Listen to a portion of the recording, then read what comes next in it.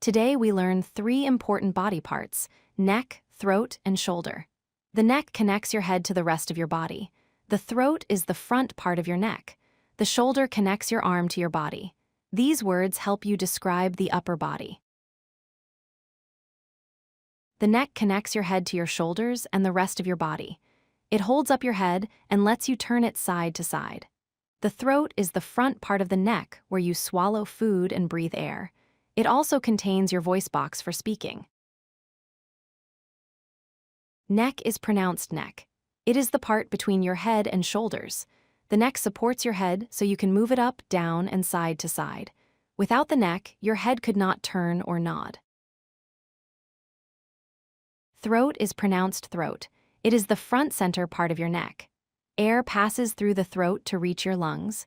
Food and drink also pass through the throat to reach your stomach. It helps you speak and swallow. Shoulder is pronounced shoulder.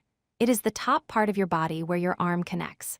The shoulder joint lets your arm move in many directions. You carry things using your shoulders and arms.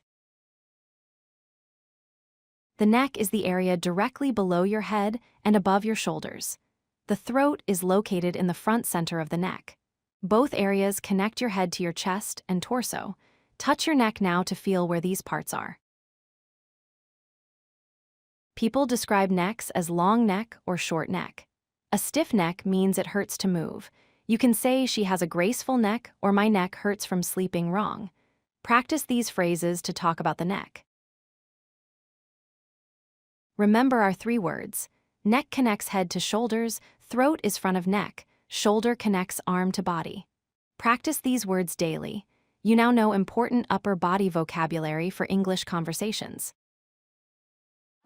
If you like this video, hit that like button and don't forget to subscribe.